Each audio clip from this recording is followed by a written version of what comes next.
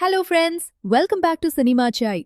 మలయాళంలో 125 కోట్లకు పైగా కలెక్ట్ చేసి సెన్సేషన్ క్రియేట్ చేసిన సినిమా సర్వమయ. నివిన్ పావలి హీరోగా నటించిన ఈ మూవీ ఇప్పుడు హాట్స్టార్లో తెలుగులో కూడా స్ట్రీమ్ అవుతోంది. అసలు ఈ సినిమాకి వచ్చిన హైప్కి లోపల ఉన్న కంటెంట్కి సంబంధం ఉందా లేదా చూద్దాం. కథ ఏంటంటే, మన హీరోకి ఎలాగైనా పెద్ద గిటార్ ప్లేయర్ అవ్వాలని ఆశ. కానీ టైం కలిసి రాక తన పూజారి ఫ్రెండ్ దగ్గర అసిస్టెంట్గా జాయిన్ అవుతారు.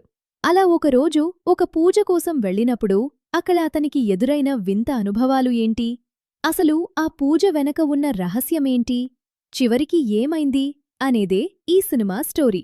నిజం చెప్పాలంటే ఈ సినిమా చూశాక నాకు సోగ్గాడే చిన్నినాయనా సినిమా గుర్తొచ్చింది. స్టోరీ లైన్ కొంచెం సిమిలర్గా అనిపిస్తుంది. సినిమా ఇంట్రడక్షన్ కామెడీతో పర్వాలేదు అనిపిస్తుంది. కానీ మెయిన్ స్టోరీ ఎప్పుడూ సెకండ్ హాఫ్ మధ్యలో స్టార్ట్ అవుతుంది. అప్పటివరకు అనవసరమైన బిల్డప్ ఎక్కువైపోయింది అనిపిస్తుంది. ఇంటర్వెల్లో వచ్చే మ్యూజిక్ కంపోజిషన్, సీన్ మాత్రం ఎక్సలెంట్. ఇలాంటి సీన్లు ఇంకొన్ని ఉండి ఉంటే సినిమా రేంజ్ వేరేలా ఉండేది. సెకండ్ హాఫ్ చాలా ఫ్లాట్గా, స్లోగా సాగుతుంది. దెయ్యం తన గతాన్ని మర్చిపోవడం, ఆ ఫ్లాష్ బ్యాక్ కూడా చాలా రొటీన్గా అనిపిస్తుంది. నివిన్ పావలి ఎప్పటిలాగే తన యాక్టింగ్తో సినిమాని నిలబెట్టే ప్రయత్నం చేశారు. జస్టిన్ ప్రభాకరన్ మ్యూజిక్ మరియు విజువల్స్ చాలా రిఫ్రెషింగ్గా ఉన్నాయి.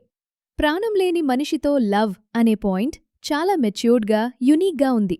పాయింట్ బాగున్నా దాన్ని స్క్రీన్ మీద చూపించిన విధానం ఆకట్టుకోదు.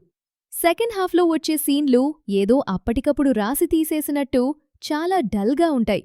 125 కోట్లు కలెక్ట్ చేసింది కాబట్టి ఏదో అద్భుతం ఉంటుందని చూస్తే మాత్రం నిరాశ తప్పదు. నా అభిప్రాయం ప్రకారం ఈ cinema not worth the hype. ఓటీటీలో ఖాళీగా ఉన్నప్పుడు ఒకసారి అలా ట్రై చెయ్యొచ్చు కానీ పెద్దగా ఎక్స్పెక్టేషన్స్ పెట్టుకోకండి. మరి మీరు ఈ సినిమా చూసారా?